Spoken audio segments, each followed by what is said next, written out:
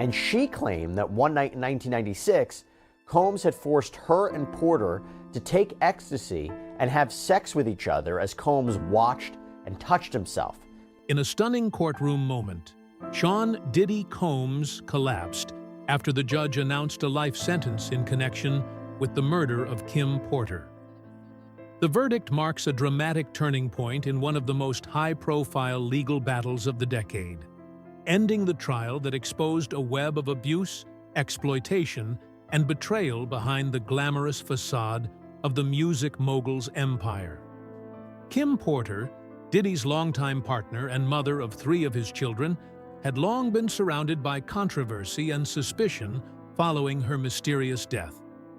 The life sentence handed down by the judge underscores the gravity of the charges and the court's conviction of Diddy's role in Porter's tragic fate, sending shockwaves through the entertainment world and beyond. Kim Porter, the woman behind the mogul. Kim Porter was far more than just the high-profile girlfriend of Sean "Diddy" Combs. She was a pivotal figure in his life for nearly 2 decades. Known for her stunning beauty, elegance, and charm, Porter was a successful model and actress in her own right. Their relationship, which lasted many years and resulted in 3 children, was often portrayed in the media as glamorous and enviable. Yet behind the public facade lay a complex and sometimes troubling dynamic. Insiders and former associates have revealed that the relationship was marked by moments of control, emotional turbulence, and even instances of violence. Porter's role in Diddy's life extended well beyond romance, shaping much of his personal narrative. Despite the affection they shared, the relationship was fraught with tension, contributing to a pattern of highs and lows that often played out away from the spotlight. Understanding Porter's significance in Diddy's life, as well as the enigmatic circumstances surrounding her untimely death, is crucial to fully grasping the intense scrutiny and controversies now engulfing the music mogul. The mysterious death, questions surrounding Kim Porter's passing. In November 2018, Kim Porter passed away suddenly, with the official cause of death attributed to lobar pneumonia, a severe infection that inflames the lungs. Though this medical explanation was clear on paper, the events following her death quickly became shrouded in suspicion and unanswered questions. Jen Deal, a former bodyguard with close ties to Diddy's inner circle, publicly criticized the official investigation into Porter's death, sparking renewed public interest and skepticism. According to Deal, basic investigative procedures were seemingly neglected. Most notably, he claimed that detectives did not examine Porter's body in the bed where she died, a fundamental step in a sudden death case. Deal further alleged that the medical examiner's office had removed Porter's body and pronounced her dead before any detective review took place. This sequence of events left many family members and friends feeling as though they had been denied proper closure and the truth about what really happened to Porter. Deal characterized the entire situation as not even investigated and called for a comprehensive, transparent inquiry to restore trust and bring peace to those grieving. The strange details. Contradictions in Porter's final days. Adding to the mystery, Deal revealed some strange inconsistencies surrounding Porter's health and treatment in her final days. Official records indicated that Porter received a massage lasting approximately 1 hour, despite battling full-blown pneumonia. Medical experts generally advise against such treatments for patients with serious respiratory infections, as they could potentially exacerbate the condition or cause complications. Further fueling speculation, rumors surfaced suggesting that Porter's casket had been ordered 2 months before her death, a detail that, if true, raised eyebrows and deepened doubts about the circumstances. While Deal himself expressed skepticism regarding the casket claim, he acknowledged how widely such rumors had spread, highlighting the growing distrust surrounding the official narrative. These unresolved contradictions continue to provoke calls from Porter's loved ones and supporters for the case to be reopened and investigated thoroughly. The tension between the medical explanation and the suspicions held by those closest to Porter underlines the depth of the mystery still surrounding her death. The federal trial, Diddy's legal nightmare, unfolds against this backdrop of personal tragedy. Sean Combs now faces an unprecedented legal challenge that threatens to dismantle his once untouchable public image. On May 12, 2025, Diddy's federal trial began in a Manhattan courtroom, where he stands accused of serious charges, including racketeering, conspiracy, sex trafficking, and transportation to engage in prostitution. If convicted, Diddy could face a life sentence, an extraordinary fall for a man who has long been celebrated as a cultural icon and powerhouse entrepreneur in the entertainment industry. From the outset, the trial atmosphere was charged with tension. Diddy entered the courtroom exuding his trademark confidence and style, a stark contrast to the grim accusations laid out by the prosecution. Assistant U.S. Attorney Emily Johnson opened the case by presenting a chilling narrative. Behind the polished, glamorous image was a manipulative and abusive individual who used his power to control and exploit women. Johnson described Diddy as the ringleader of a criminal enterprise that systematically trafficked women across state lines and international borders, disguising exploitation under the pretense of business dealings and lavish lifestyles. This portrayal clashed sharply with the public's perception of Diddy as a beloved music and fashion mogul, setting the tone for a contentious and closely watched trial. The defense strategy, attempting to reframe the narrative faced with overwhelming allegations, Diddy's legal team, led by attorney Tini Garago, adopted a defense strategy focused on contesting the characterization of the relationships as coercive or criminal. The defense acknowledged that Diddy had engaged in domestic violence, including admitting the existence of a 2016 video showing him assaulting Cassie Ventura, one of his longtime partners. However, they argued that such incidents were isolated and personal, not evidence of an organized trafficking scheme. Garago's team portrayed the women involved as consenting adults who voluntarily participated in their relationships with Diddy.